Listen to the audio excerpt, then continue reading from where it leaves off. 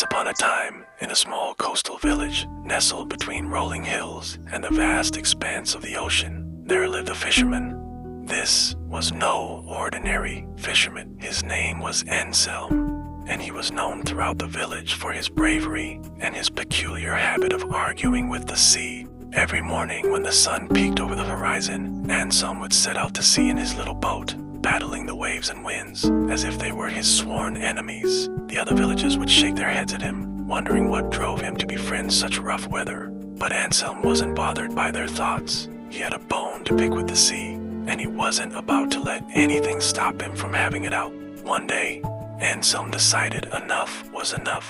He was tired of the constant struggle against the sea, and so he made a pact with himself. The next time he went out to sea, he wouldn't return until the sea gave him something valuable, something that would make all his struggles worthwhile. The next morning, Anselm set out to sea. He cast his nets into the churning waters, determined to catch the biggest fish the sea had to offer. But the sea seemed to have other plans. Huge waves started to form, crashing against his boat and threatening to swallow it whole. The wind began to howl like a wounded beast, trying to rip the sails from the mast. Anselm fought back, wrestling with the ropes and adjusting the sails. But the longer the battle raged, the more exhausted he became. Just when he thought he couldn't hold on any longer, he remembered his pact with himself. He wouldn't give up. He would fight the sea until it gave him something valuable or took his life. And as if in response to his determination, the sea suddenly calmed. The waves subsided and the wind died down, leaving behind an eerie silence. Anselm cautiously looked around. Where moments ago there were angry waves, now there was only a vast expanse of calm water stretching as far as he could see. In the distance, Anselm spotted something peculiar. It was a large, shimmering object floating on the surface of the water. As he got closer, he realized it was a giant shell. The shell was unlike any he had ever seen before. It was perfectly round, larger than his entire boat, and it seemed to glow with an otherworldly light. An idea struck Anselm. Could this be the valuable thing the sea had given him? Was this giant glowing shell all the worth of his struggle? Hesitantly, he reached out and touched the shell. As his fingers made contact with it, the shell began to glow even brighter, and a soft, beautiful melody filled the air. Startled by the sudden burst of music, Anselm stumbled back. But then he listened more closely. The melody was soft and enchanting, and it seemed to beckon him closer. He cautiously approached the singing shell once again and placed his hand on it. This time, the shell didn't recoil.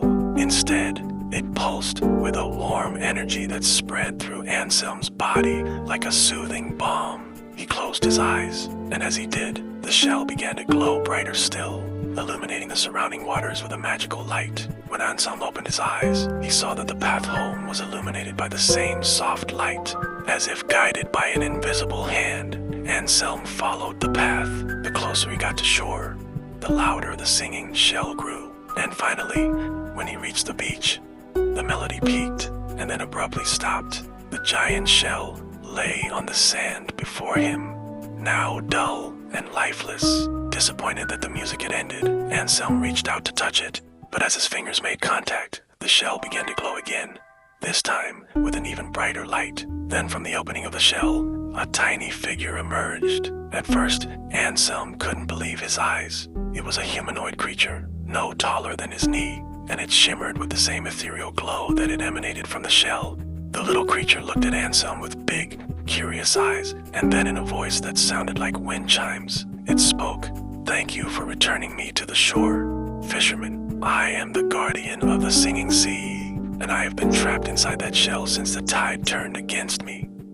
Anselm, still in shock, could only nod. He couldn't believe that the sea could be both cruel and kind, dangerous and beautiful, and that he had been a part of its grand scheme. The little creature continued, "I am bound to the sea, yet I hate its wrath and the suffering it inflicts on those who dare challenge it. When the sea grows too violent, I hide inside the largest shell I can find and wait for the tide to turn in my favor again. You, Fisherman, have shown great bravery and respect for the sea in your struggles, and so I am offering you a chance to take one wish from me. Ask, and it shall be granted." Anselm thought about the countless battles he had fought with the sea, the times it had tossed his boat like a toy and almost drowned him. He could have asked for untold riches, for the biggest fish in the sea, or even for revenge against the sea itself. But none of those things mattered anymore. After everything he had been through, all Anselm wanted was to go home and rest. And so he asked, "I want to go home. I want to go back to my village and sleep in my own bed." The little creature nodded understandingly. "Your wish is granted," it said, waving its magic wand. In a flash, Anselm found himself on the beach, near his village. His boat was on the shore, and in the distance, he could hear the familiar sounds of village life.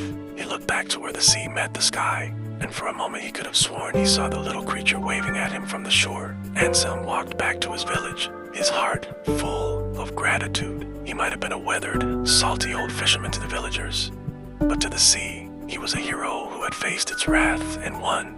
He slept that night in his own bed for the first time in years, dreaming of singing seas and magical creatures. From that day forward, Anselm never argued with the sea again. He respected its power and appreciated its beauty.